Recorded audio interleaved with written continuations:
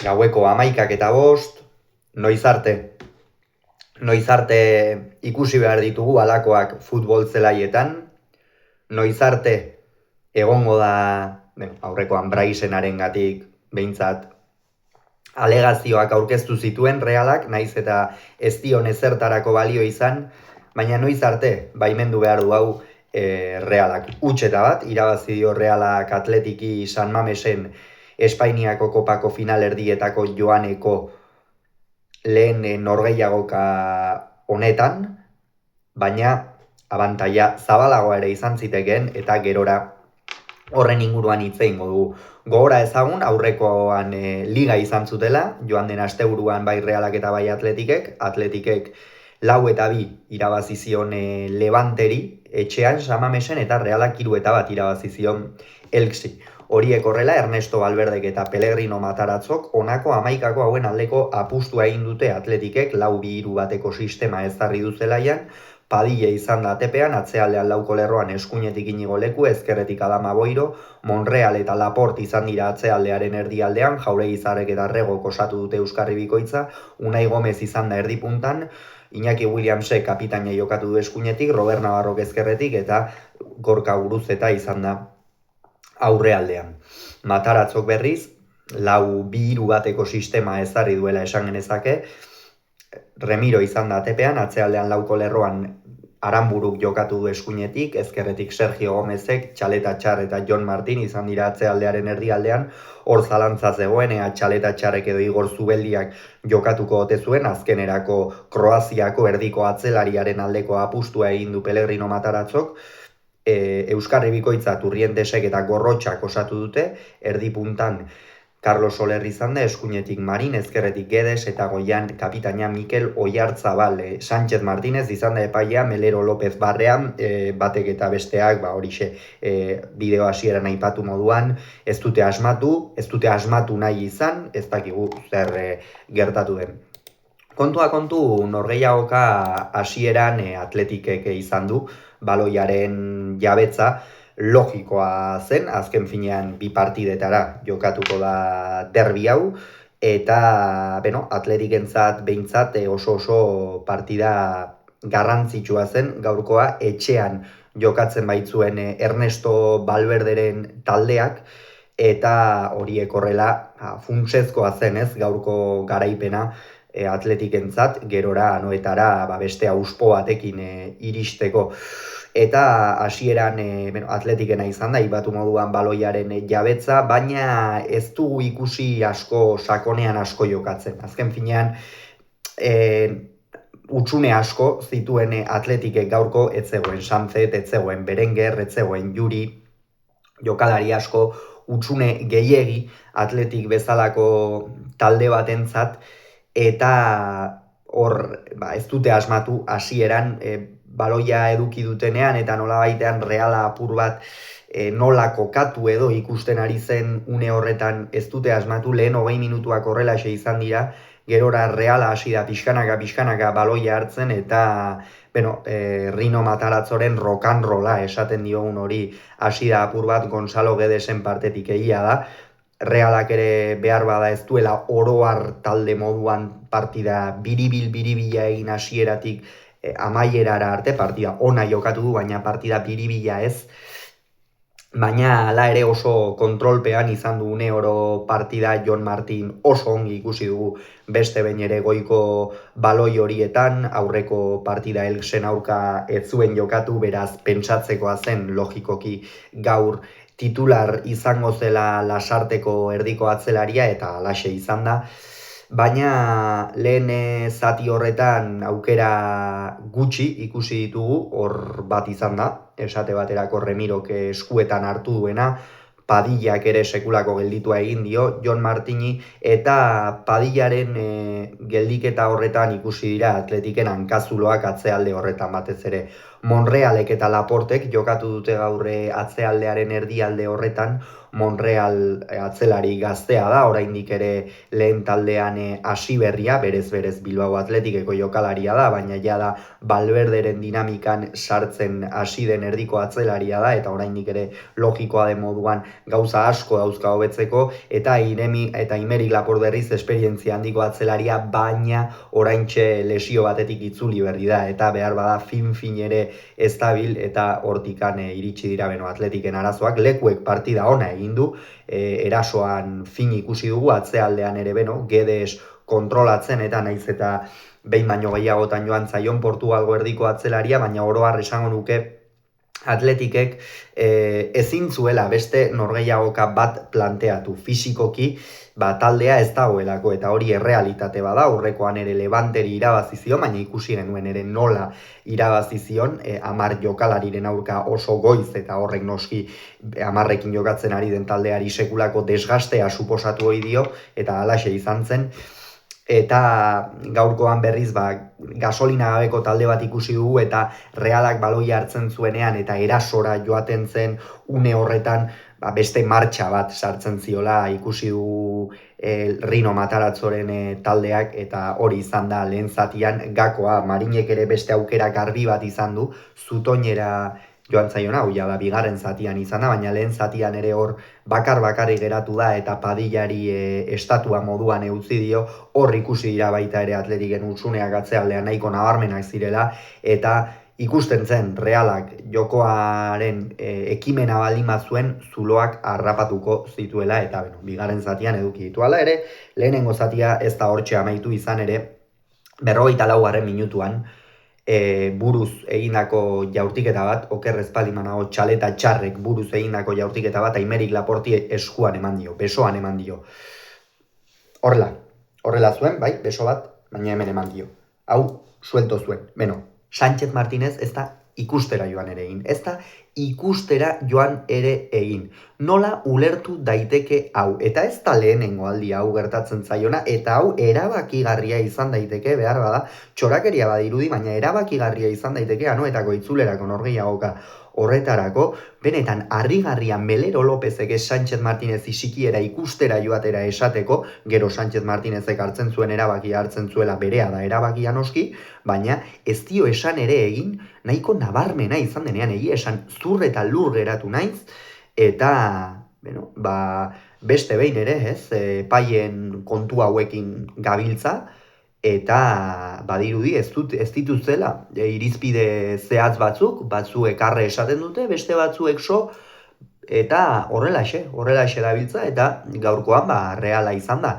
Kaltetua lehen zati horretan, bigarren zatian noski psikologikoki ez duzu modu berean hasten, azken finean lehen zatian hori gertatzearekin, beti bigarren zatia beste aldarte batean edo beroago ezala hasten duzu. Reala ongi sartu da, bigarren zatian.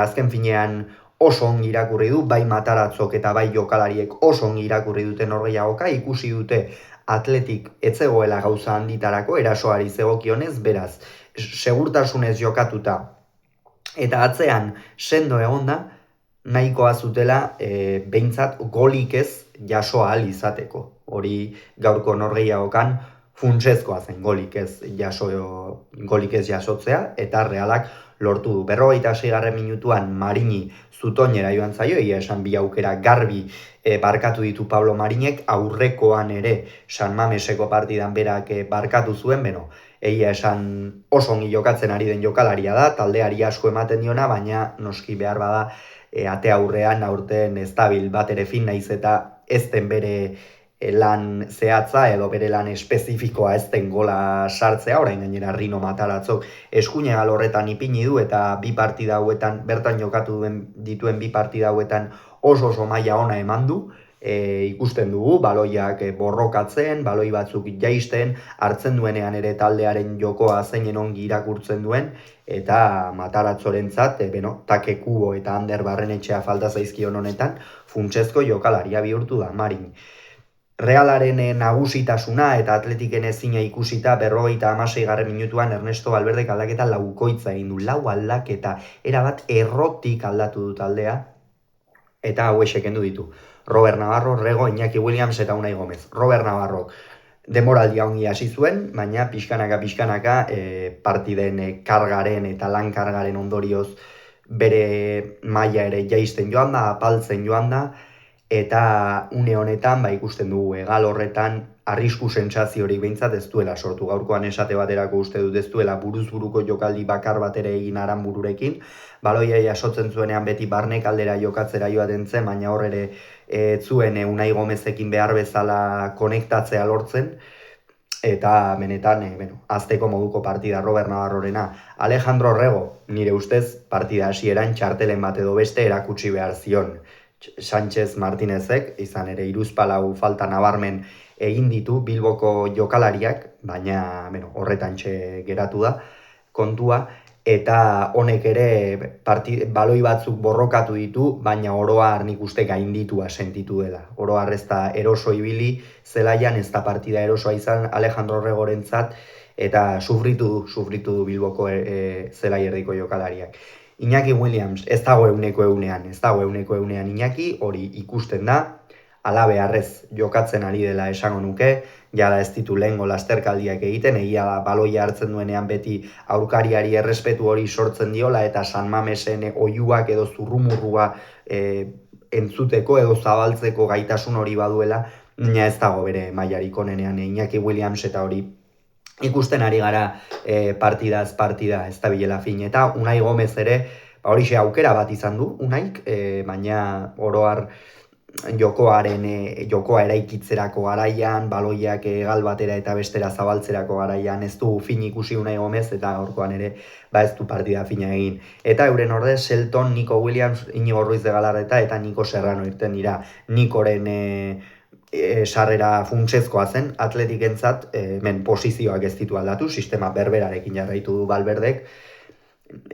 Nico Serrano izan da behar bada Nico Williamsekin batera, biak tokaioak baitira, Nico Williamsekin batera arrisku gehien sortu duen jokalaria, eskuinegal horretatik Valverdek eskatu dion hori egin du, eta Sergio Gomez pare batetan edo gainditu du izkin eginez, baina inolango arrakastari gabe.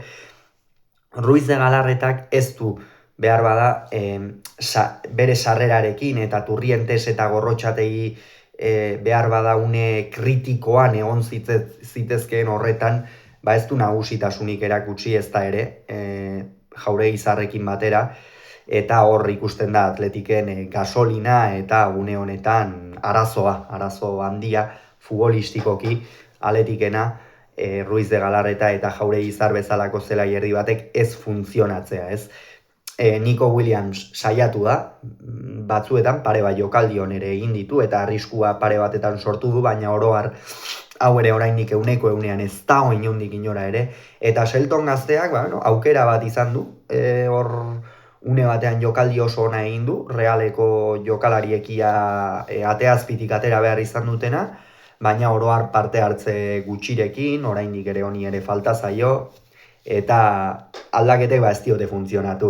Minutuak aurrera joan ala Atletik saiatzen zen, baloiaren jabetza edukitzen, baina Reala zen nagusi ikusten zen edozein unetan Realak atea utzi zezakeela, 58. minutuan beste behin ere, Sánchez Martínez aipatu beharra daukagu, beste behin ere, kasu honetan lekueren bultzakada baten ondorioz Gedesi atera dio txartel hori, ez dut esaten penaltia adierazi behar zuenin, nire ustez ez baita penaltia adierazteko nahikoa motibo bultzakada hori, baina nik uste bultzakadak apur bat oreka galtzera eramaten duela Portugalgo jokalaria ze partida jokatu duen Gonzalo Guedesek. Benetan, 3 milioi gaur egun merkatua dagoen bezala gutxi iruditzen zaizkit Realak ordaindu dituenak, Valentzian sekulako maila eman zuen Guedesek, baina esango nuke orain are maila hobean ari dela Portugalgo jokalaria.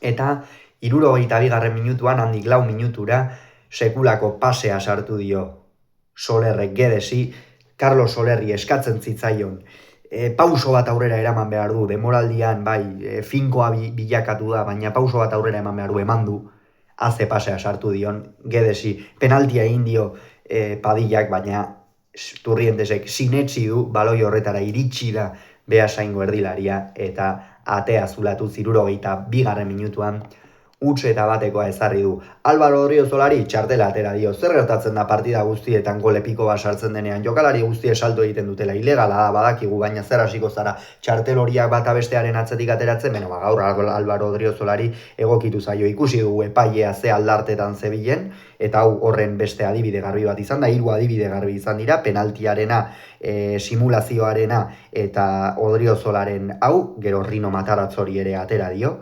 Horiek tarteka ere gertatzen dira.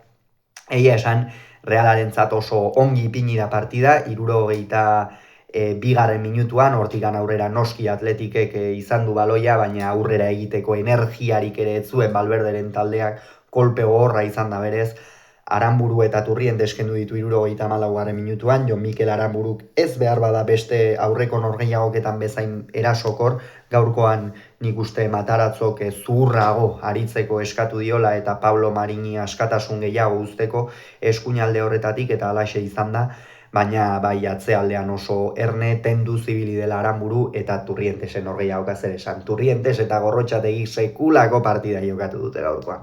Arrobiko bi jokalariek bigarren zatian alde batean bestean baloia hartu, izkin egin, buelta eman, denetik egin dute, sekulako konfiantza hartua dute biek eta batez ere pozgarria Beñat Turrientesena, badakigu joan den denboraldian Imanolekin eta urten hasieran Sergiorekin ere ez duela nahikoa protagonismo eduki behar bada, eta hala ere gaur gola egin du, Matarazzok beste ikuspegi bat eman dio, eta hori funtsezkoa izan da.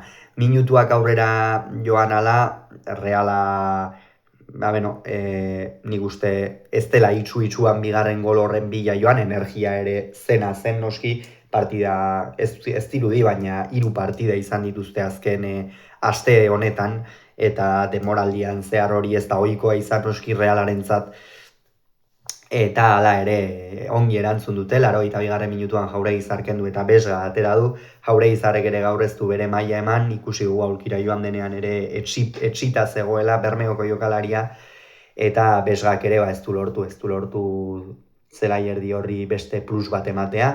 85. Soler eta Pablo Marin kendu ditu, Carlos Solerrek partida pikaina egin du, aipatu dugun moduan oso partida ona jokatu du Valentziako erdilariak, eta Marinek ere bai. Marinek bi aukera garbi egia da, huts egin dituela, baina oro har fin aritu da Errioxako jokalaria, eta Realarentzat funtsezkoa izan da.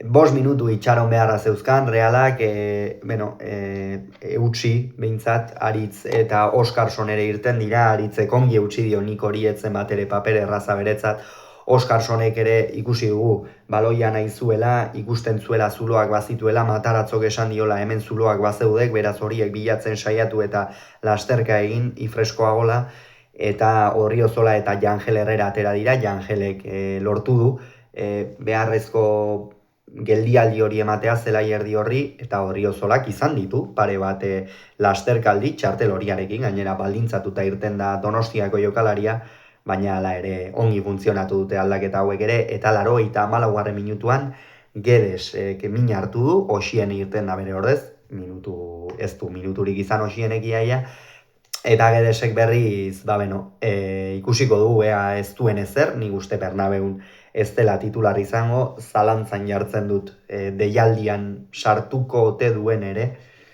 kontua kontu, benetan partida bikaina, txalotzekoa, Gonzalo Guedesek gaur egin duena, goitik behera goleko pasea eman, ia penalti hori ere provokatu du, eta oro har Realak partida ona egin du. Esan du, epaileak asko baldintzatutako partida izan dela gaurkoa, lehen urratsa eman du, orain, anoetan, zaleen aurrean, borobildu beharra dauka, hori izango da zailena, ez da erraza izango noski, ordurako Atletikek ere espero dute jokalari bat baino gehiago behintzat itzultzea, ea zer gertatzen den itzuliko partida horretan. Gogoratu, Atletikek huts, Realak bat, Samamesen.